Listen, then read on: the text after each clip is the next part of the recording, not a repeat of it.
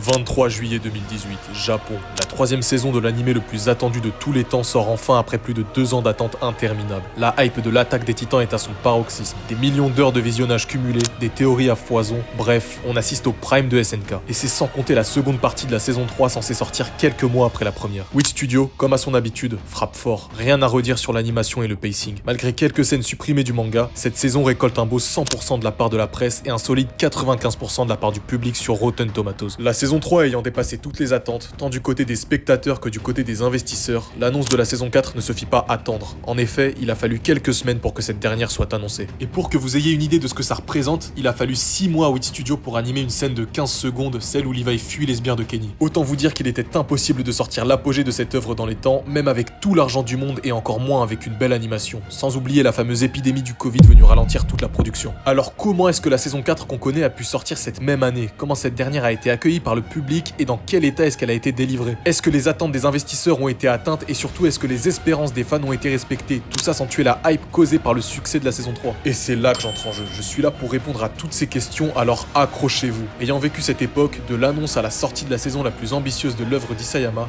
je peux vous garantir une chose, c'est que c'était pas de tout repos. Tant pour ceux qui la produisent que pour les fans. Alors bienvenue dans la chute inattendue de l'attaque des titans.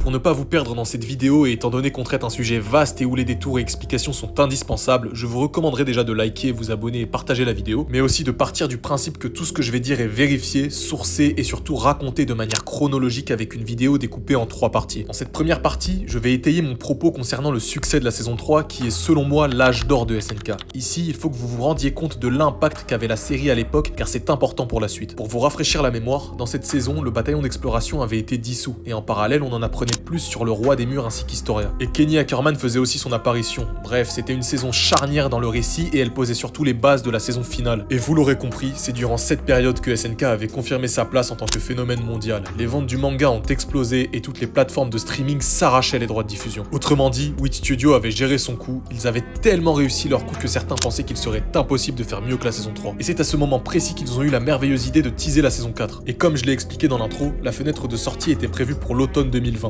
Toujours animé par Wit, histoire de conclure en beauté et une bonne fois pour toutes l'œuvre la plus lucrative du studio. Tout a l'air de bien se passer, me direz-vous. Sauf que derrière les trailers, l'industrie vivait un cauchemar. J'en ai parlé dans l'intro, mais animer 49 chapitres en un an, c'est littéralement mission impossible. Et je sais même pas comment des professionnels du domaine ont pu annoncer ça sans trembler. En fait si, je sais. Tout ça c'est de la faute des investisseurs. Pour ceux qui ne sauraient pas qui ils sont, ce sont les businessmen derrière chaque entreprise. On compte notamment parmi eux les actionnaires. C'est grâce à eux que vos animés favoris ont pu voir le jour, ils apportent de l'argent, choisissent un studio et c'est ce dernier qui l'anime, donc forcément ils en attendent un retour sur investissement. Et en voyant le succès fulgurant de la saison 3, ils se sont rendus compte de la poule aux œufs d'or qu'était l'attaque des titans. Vous comprenez maintenant pourquoi ils se sont empressés d'annoncer la suite de l'œuvre. En plus du problème du nombre colossal de chapitres à adapter, cette dernière saison est remplie de complexité visuelle. Entre le grand terrassement à animer, les 9 titans primordiaux qui apparaissent à l'écran, les innombrables combats à animer, les négociations pour les droits de diffusion et j'en passe, vous l'aurez compris, s'ils arrivent à sortir une saison potable en si peu de temps, ça relèvera du miracle. Mais alors si ce sont les investisseurs qui ont décidé d'annoncer la suite de l'adaptation, qu'en pensait réellement Wit Studio? Et bah ils se sont retirés du projet. Bah oui, vous vous attendiez à quoi? Entre les budgets serrés, les deadlines impossibles à tenir et le fait que Wit ne détenait pas vraiment de droit sur l'œuvre, ils ont préféré lâcher l'affaire car ils savaient déjà dans quel bourbier ils s'étaient mis. Et vous verrez par la suite qu'ils avaient bien fait d'avoir pris la fuite. Ils ont préféré quitter le projet plutôt que de délivrer un produit médiocre qu'ils ne peuvent pas contrôler. Ça voulait aussi dire que la licence avait besoin d'un studio et devinez quels rapaces ont sauté sur l'occasion pour se faire un nom. Et oui, c'est ces enfoirés de Mappa. Alors détrompez-vous, hein, j'adore Mappa, leur travail est plus que correct, mais faut savoir qu'à cette époque, c'était vraiment le studio qui sautait sur toutes les occasions d'animer tout et n'importe quoi pour augmenter leur crédibilité, même quand leurs employés étaient débordés. Et comme je vous ai dit que SNK c'était la poule aux œufs d'or de Wit Studio, forcément que le prestige suivait. Mais bon, c'était un vrai bordel dans les locaux, le planning était infernal, le staff sous pression, le télétravail en plein Covid et surtout,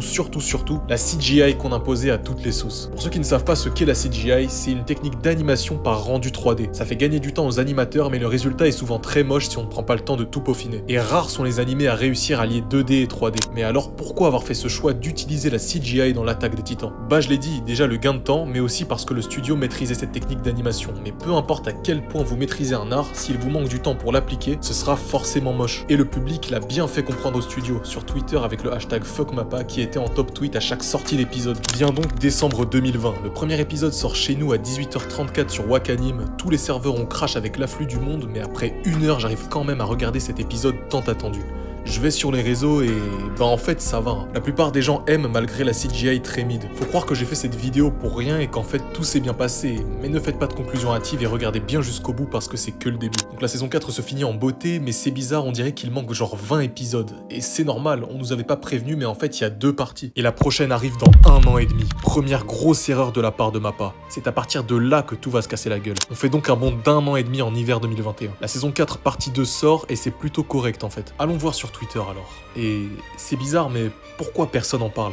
Tout simplement parce que la hype est morte, c'est de ça dont je voulais parler. Je sais pas comment vous l'avez vécu, mais à la sortie de la saison 4 partie 2, tout le monde a fait l'autruche. J'ai jamais vu un tel silence sur les réseaux. Et pile au moment où la saison se termine et où la hype remonte, Mappa annonce encore que l'épisode final sortira dans 1 an et demi et surtout qu'il sera découpé en 2 parties. Ça en est trop pour les fans qui abandonnent littéralement l'œuvre. Quand je vous parlais de chute inattendue dans le titre, c'est que c'était vraiment inattendu pour le coup. Mappa qui avait fait le plus dur s'est tiré la plus grosse balle dans le pied en cassant la chose la plus importante pour une œuvre lucrative, sa hype. Du jour au lendemain, plus personne ne s'intéressait à l'animé le plus demandé de 2020. Et tout ça dans le plus grand des silences. Vient donc les 2 derniers épisodes et la hype remonte forcément étant donné que c'est le final et qu'il est banger. Et heureusement, vous imaginez si après 13 ans de parution, le final du plus grand animé de tous les temps passait inaperçu. Mais voilà, c'est là que le problème des attentes impossibles se fait sentir. On parle d'un manga déjà mythique. Tout ce qui touche à la fin est scruté, analysé, théorisé et idolâtré. Les fans avaient idéalisé l'arc final pendant des années. Chaque dialogue, chaque plan, chaque choix narratif était passé au microscope avant même d'exister à l'écran. Donc forcément, tout changement et tout choix qui s'écarte de l'idéalisé finit en déception immédiate. Même si objectivement la série reste incroyable, certains ressentent que c'est pas comme je l'avais imaginé. Et là, c'est le cas pour Eren. Oui, Eren devient controversé, ses choix divisent, certains le haïssent, d'autres le comprennent, mais personne ne reste neutre. Et cette polarisation renforce l'idée que la chute n'est pas technique seulement. Non, elle est psychologique. La chute, c'est autant dans la tête des fans que sur l'écran. Parce que quand t'as passé plus de 10 ans à suivre une œuvre, ton imaginaire a grandi avec elle. Et quand la réalité de l'adaptation arrive, forcément ça choque. Même si la production est solide,